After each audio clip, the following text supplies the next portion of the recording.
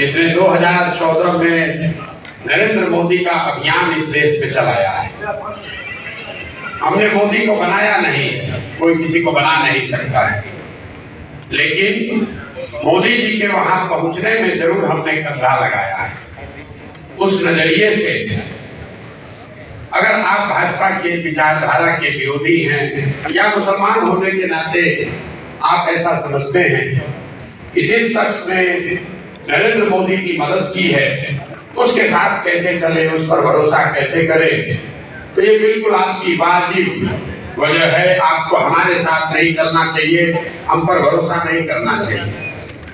लेकिन अगर आप मेरे परिचय का ये हिस्सा जानते हैं कि 14 में मैंने मोदी जी का अभियान चलाया है, तो आप में से कुछ लोगों को ये भी पता होगा कि 2014 से लेकर 2021 तक इस देश में जहां कहीं भी मोदी भाजपा हारा है, हराने वाला कोई भी हो, चाहे वो बिहार में महागठबंधन हो, पंजाब में कांग्रेस हो, तेलंगाना में केसीआर हो या बंगाल में ममता बनर्जी हो, हराया चाहे जिसने भी हो, उन सब के पीछे भी किसी प्रशांत किशोर ने कंधा लगाया। यहाँ आपने बात करी है मुसलमानों की दुर्दशा पर, हम अपनी आंखों से भी देख रहे हैं।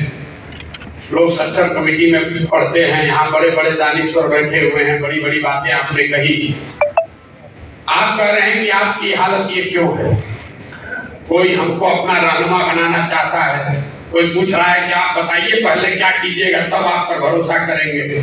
किसी ने अपना मोहब्बत का पैगाम ही पूरा पढ़ दिया है।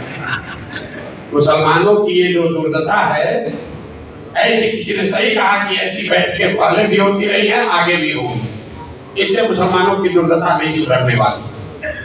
जब तक आप ये नहीं समझिएगा कि आपकी इतनी दुर्दशा है क्यों, इसलिए नहीं है कि आपकी संख्या कम है, इसलिए नहीं है कि नेताओं ने आपको ठगा है। नेताओं ने जितना आपको ठगा है उतना समाज के दूसरे हिस्से को भी ठगा है। आपकी दुर्दशा इसलिए है कि आपके कौम के सबसे बड़े रहनुमा पैगंबर साहब ने कहा कि जिस कौम को अपने रहनुमाओं की समझ ना हो उसके ऊपर जालिम हुक्मरानों को मुसल्लत कर दिया जाता है। आप वो कौम हैं, आप वो कौम हैं जिसको अपने रहनुमाओं की समझ ही नहीं है, वो समझ बनी ही नहीं। आप वो कौम हैं जिसकी शुरुआत का पहला शब्द ही है इकरा, पढ़ो, और उस कौम ने अपने बच्चों की पढ़ाई को ही छोड़ दिया। मेरे भाई, आपको प्रशांत किशोर से सीखने समझने की जरूरत नहीं है। ना हम आपके रहनुमा हैं, ना होने का दावा करते हैं। आपको अपने कौम में जो बातें बताई गई है सामाजिक, राजनीतिक, सियासी नजरिए से, अगर आप उसको स्वीकार कर लें, उसी से आपकी बदहाली दूर हो जाएगी। जब मैं कह रहा हूं कि आपको अपने रहनुमाओं की समझ नहीं है, ज्यादातर लोग यहाँ कहेंगे भैया विकल्प नहीं है। हम आपको उदाहरण देके बिहार के नजरिए से बताएंगे कि आपको कैसे रहनुमाओं की समझ नहीं है। आज जितने भी मुसलमानों से आप बात कीजिए, वो कहता है भैया हम लोग के पास विकल्प नहीं है। 2014 में आपके पास विकल्प आया था। आज जो यहाँ के सदर हैं, हम उनके विरोध में खड़े हैं, तो भाजपा के साथ है, लेकिन नीतीश कुमार 14 में उन्होंने आपके साथ कोई दगा नहीं किया था। यहाँ जितने शख्स बैठे हुए हैं, आप ये बात मानिएगा कि 2005 से लेकर 2014 तक नीतीश कुमार ने मुसलमानों के साथ कुछ गलत नहीं किया। ये वही नीतीश कुमार हैं कि 2010 में जब उनकी चलती थी तो नरेंद्र मोदी को बिहार में उन्होंने घुसने नहीं दिया था। ये वही नीतीश कुमार है 2012 में जब नरेंद्र मोदी को भाजपा ने अपना अभियान का चेहरा बनाया तो नीतीश कुमार उस गठबंधन से बाहर निकल गए। अपनी सरकार, अपनी पूरी राजनीतिक कैरियर को दांव पर लगाया। लेकिन वही नीतीश कुमार जब 2014 में चुनाव के मैदान में आए तो यहाँ बैठकर बड़ी बड़ी बात कहने वाले कौम के जो रहनुमा हैं, आपने नीतीश कुमार को रहनुमा नहीं बनाया, तब आप लालटेन पकड़कर घूमने लगे। मेरे भाई, अगर आप दगा करोगे तो आपके साथ भी कोई दगा करेगा। आपने नीतीश कुमार के साथ भलाई का काम नहीं किया, तो नीतीश कुमार अगली बार जीत कर आया जब 15 में आपके वोट से, हम नीतीश जी के साथ थे, हमने महागठबंधन बनवाया था। नीतीश जी हमको हमेशा कहते थे, प्रशांत जी कुछ भी कह लीजिए, मुसलमान हम लोग के साथ रहेगा नहीं। तो जैसे ही उनको मौका लगा, आपको ठग कर भाजपा की ओर चला गया। लेकिन मुसलमानों की राजनीतिक सलाहियत को आप देखिए, वही नीतीश कुमार अभी 1.5-2 साल पहले फिर भाजपा को छोड़कर महागठबंधन में आ गए, इंडिया अलायंस बनाए, और सारे मुसलमानों को लगा कि अब यही नया रहनुमा है जो हम लोग को देश में बचाएगा। अब वो आदमी चुनाव से पहले ही फिर आपको छोड़कर भाग गए। ये आपको क्या बताता है? जब आपको नीतीश कुमार को रहनुमा बनाना था, तब आपने उनको माना नहीं। जब उस पर भरोसा नहीं करना था, तब आपने उसको रहनुमा बनाकर उन्हीं के कहने पर इंडिया अलायंस के भरोसे देश का चुनाव लड़ने वाले थे। पता चला चुनाव से पहले ही भाग गया। ये तो भला हो कि चुनाव से पहले भागा, लेकिन अगर नहीं भागे होते, हम आपको लिख के देते, यहाँ जितने जितने दानिश्वर मुसलमान बैठे हो, समझदार बौद्धिक तौर पे प्रबुद्ध लोग, सब लोग जाकर आप लोग नीतीश को वोट देते हैं। जीतने के बाद वो आगे भागता है। आपका जान बच गया, जिस पर वोट लिए लेने से पहले ही भाग गया। मैं आपको ये क्यों बता रहा हूँ? आप वो कौम है जहां भी भागे वहां भागते, अली चुनाव के बाद भागते। मैं आपको ये बता रहा हूं कि राजनीतिक सलाहियत के मामले में ये कौम सबसे पिछड़ी है। आपसे ज्यादा राजनीतिक समझदारी दलित समाज को भी है, आपके पिछड़े समाज को भी, किसी भी समाज को आपसे ज्यादा राजनीतिक सलाहियत है। और यही बात मैंने आपको कहा कि पैगंबर साहब ने कहा कि जिस कौम को अपनी रहनुमाओं की समझ ना हो, उसके ऊपर तालिब हुक्मरानों को मुसल्लत किया जाता है। बात अगर पैगंबर साहब ने कही है तो गलत नहीं हो सकती है, लेकिन आप अपनी सुविधा अनुसार उसका आधा लाइन पढ़ रहे हैं। आज के हुक्मरान जालिम है, ये तो आप पढ़ रहे हैं, उस पर चर्चा कर रहे हैं, लेकिन किस गलती से ये जालिम हुक्मरान आपके ऊपर मुसल्लत किए गए हैं, ये नहीं समझना चाहते। इसीलिए आपकी ये दुर्दशा। अब प्रशांत किशोर में आपको रहनुमा दिख रहा है, कोई कह रहा है कि आप बताइए आप कितना हक दीजिएगा, क्यों आप हमसे हक मांग रहे हैं? आपकी अपनी ताकत नहीं है।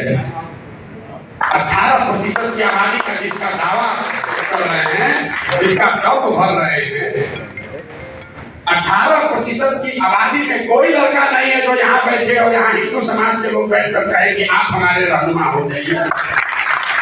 कोई तो नहीं कह रहा है, हम लोग को कोई ऊपर से नहीं आए। ये क्यों है? क्योंकि आपके मन में बंधुआ राजनीतिक बंधुआ मजदूरी घुसा दिया गया है। आपको ये बता दिया गया है कि आपको किसी न किसी के पीछे ही चलना है। आप चाहे कांग्रेस के पीछे चलिए या राजद के पीछे चलिए, अब आपको लग रहा है प्रशांत किशोर के पीछे चले। मेरे भाई, किसी के पीछे चलोगे तो आपके साथ धोखा होगा ही होगा। प्रशांत किशोर के साथ चलिएगा तो भी धोखा होगा। जल सुराज अभियान में हम आपको ये नहीं कह रहे हैं आकर हमको वोट दे दीजिए, हमको बना दीजिए, हम आएंगे सबका चिंता कर लेंगे। जिस गांव में लोग अपनी चिंता नहीं कर रहे हैं, जिस गांव में लोग अपने बच्चों की चिंता नहीं कर रहे हैं, उसकी चिंता प्रशांत किशोर कैसे कर लेंगे? कैसे कर लेंगे आप बताइए? हम गांव में चलते हैं, जो मुसलमानों के बड़े गांव हैं, एक जो नई चीज हमने देखी, जो मुसलमानों के बड़े गांव हैं जिसकी आबादी 3000 से ज्यादा है, वहां बिहार तो पूरा ही गरीब बदहाल है, लेकिन जो मुसलमानों के बड़े गांव है वहां पर मुझे सबसे ज्यादा गरीबी फटहाली दिखी। मुझे बाद में जब कुछ महीने चल लिया तो मैंने इस बात को गौर किया कि भाई ऐसा कैसे है कि जो बड़े मुसलमानों के गांव हैं उनकी हालात मिक्स आबादी वाले मुसलमानों के गांव से या मुसलमानों के छोटे गांव के मुकाबले ज्यादा खराब है। ऐसा क्यों है? ऐसा इसलिए है, जब हमने उसका अध्ययन कराया तो ये पाया कि जो मुसलमानों के 3000 से ज्यादा आबादी वाले गांव हैं, उनको सियासी तौर पर, राजनीतिक तौर पर चिन्हित कर लिया गया है। तो जब कोई जदयू का, भाजपा का विधायक जीत कर आता है तो वो निश्चित करता है कि उस गांव की ओर मुंह भी न करे, वहां जाए भी ना, वहां काम भी न करे। लेकिन अगर वहां कोई आरजेडी का जीत कर आ गया, कांग्रेस का जीत कर आ गया, तो कहता ही तो 3000 वोट अपने हाथ में है, जाएगा कहां, बगल के गांव में काम करा। तो मुसलमानों के बड़े गांव हैं, उनकी हालात, अगर हमारी बात पर आपको भरोसा नहीं है तो यहाँ पर जितने लोग बैठे हुए हैं, आप चंपारण में चलिए, बिना आंकड़ा देखे हुए, चंपारण में सबसे पिछड़ा अगर कोई प्रखंड है तो मझौलिया प्रखंड है, क्योंकि वहां मुसलमानों की आबादी सबसे ज्यादा है। आप सीतामढ़ी चलिए, वहां का सबसे पिछड़ा प्रखंड अगर कोई है तो बरगेनिया है, क्योंकि वहां 1 लाख से ज्यादा मुसलमान है। दरभंगा में, मधुबनी में, बिना आंख बंद करके किसी जिले का जो सबसे पिछड़ा प्रखंड है उस पर उंगली डालिए, वहां पर मुसलमानों की संख्या सबसे ज्यादा होगी। और आपको दिख ही नहीं रहा है, आप वोट दिए जा रहे हैं, 30-40 साल से वोट दिए जा रहे हैं। लोग, कोई किसी को वोट क्यों देता है? वोट देने के 3 ही कारण हैं। आप वोट देते हैं अपना और अपने बच्चों के विकास के लिए, दूसरा आप वोट देते हैं अपनी राजनीतिक भागीदारी के लिए, तीसरा आप वोट देते हैं अपने राजनीतिक विरोधी को हराने के लिए। आप प्रशांत किशोर नंदराज को छोड़िए, पिछले 30-35 साल से आप जो कर रहे हैं उसको जरा इन 3 कसौटियों पर कस कर देखिए। यहाँ बैठा हुआ कोई मुसलमान नहीं कह सकता है कि 30 साल से राजद को, लालटेन को वोट देने से आपके बच्चों का विकास हुआ, कोई नहीं कह सकता है। अभी एक एमएलए साहब ने कहा लालू जी के राज में आवाज मिली, बिल्कुल मिली, वो सिर्फ मुसलमानों को नहीं मिली, जितने सामाजिक तौर पर गरीब और पिछड़ा है सबको मिला, और उसके लिए लालू जी का सम्मान होना चाहिए। हम रोज मन से कहते हैं मुसलमानों के भी गांव में, हिंदुओं के भी गांव में, लेकिन लालू जी ने जिन वर्गों को आवाज दी उनके बच्चों को पढ़ाई की व्यवस्था नहीं कराई। लालू जी ने जिन वर्गों को आवाज दी उनको कभी जमीन नहीं दिया। यहाँ बिहार में भूमि सुधार नहीं लागू किया। लालू जी ने जिनको आवाज दी उनको पैसा पूंजी का व्यवस्था नहीं कराया। नतीजा क्या हुआ? आप भीड़ में लालू जी की आवाज बन के रह गए, आपके बच्चों को पढ़ाई रोजगार नहीं हुआ। तो जो काम उन्होंने किया है उसके लिए सम्मान होना चाहिए, लेकिन जो काम नहीं किया उसका भी विवेचना होना चाहिए। आप 30 वर्ष से लालू जी को वोट देते हैं, आंख बंद करके देते हैं, आप कुछ भी दावा कर रहे हैं, सब जानता है। आपको विकास नहीं मिला। मुसलमान कहता है भैया इससे कोई बात नहीं, चलिए कम से कम लगता है कि हम लोग का अपना दल है, भागीदारी हमको है। आप अपने भागीदारी का आलम देखिए। बिहार में जनसंख्या के हिसाब से आपके 40 एमएलए होने चाहिए, हैं 19। ये कोई चिंता का कारण नहीं है मेरी नजर से। ज्यादातर लोग कहेगा भैया हम लोग को टिकट नहीं मिलता इसलिए हम लोग का विधायक कम है। ज्यादातर लोग उसी नजरिए से इस बात का विवेचना करते हैं। मेरे लिए चिंता का कारण नहीं है कि एमएलए 19 है।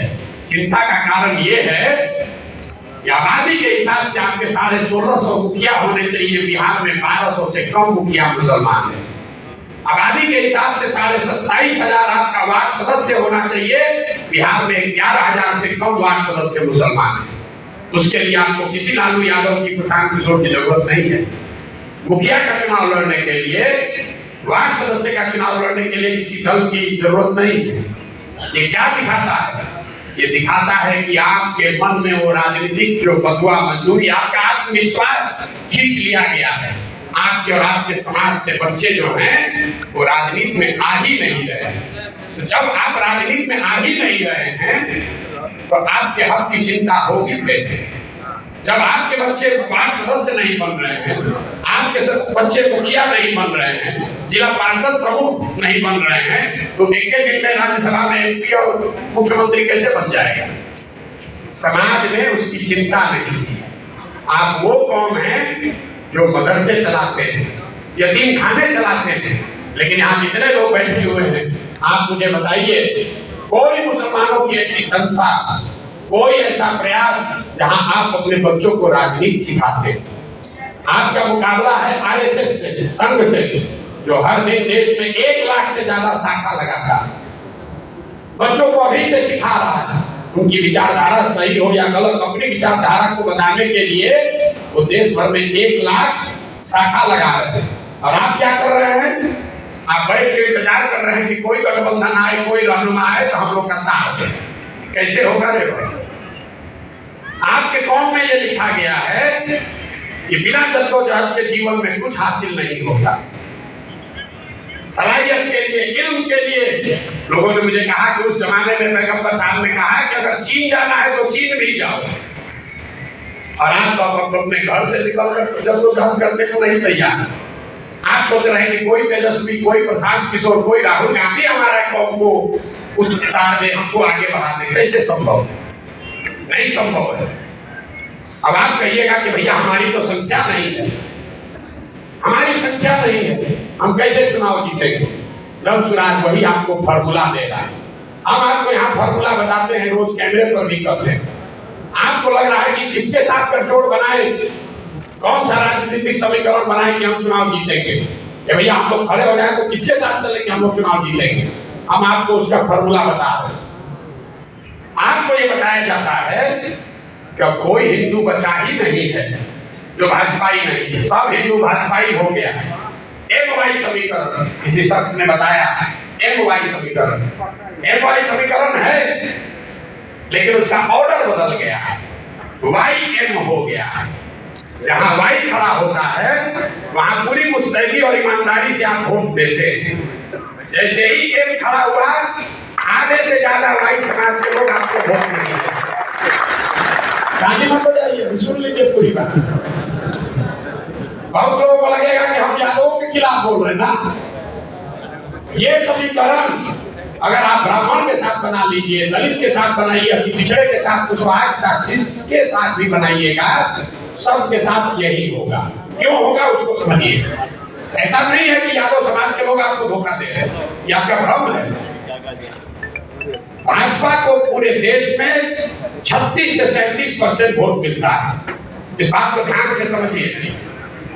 देश में 80% हिंदू रहते हैं, मुसलमानों ने भाजपा को वोट दिया नहीं है। अगर 80% हिंदू के समाज में भाजपा को 36-37% वोट मिलता है, तो इसका मतलब है कि करीब करीब आधे हिंदू भाजपा को वोट दे रहे हैं। आधा हिंदू भाजपा को वोट दे रहा, 80 में आधा देगा तो 40% हुआ, उससे थोड़ा कम ही, क्योंकि भाजपा पूरे देश के हर सीट में नहीं लड़ती है। तो जिन सीटों पे वो लड़ते हैं वहां आधा हिंदू उनको वोट देता है। उस जो हिंदू भाजपा को वोट दे रहा है उसमें यादव भी है, उसमें ब्राह्मण भी है, उसमें राजपूत भी है, दलित भी है, पिछड़ा भी है, सारे जाति के लोग हैं। करीब करीब आधा, थोड़ा कम या ज्यादा है। लेकिन इसी आंकड़े में आगे का रास्ता भी छिपा हुआ है। आधा हिंदू अभी भी इस देश में ऐसा है जो भाजपा को वोट नहीं देता। आपको सिर्फ इतना ही पहचानना है कि कौन हिंदू है जो भाजपा को वोट नहीं दे रहा है। आप उसको यादव के नजर से देख रहे हैं, ब्राह्मण के नजर से देख रहे हैं, कुशवाहा के नजर से देख रहे हैं। हम उसको कह रहे हैं कि नहीं, उसको विचारधारा के हिसाब से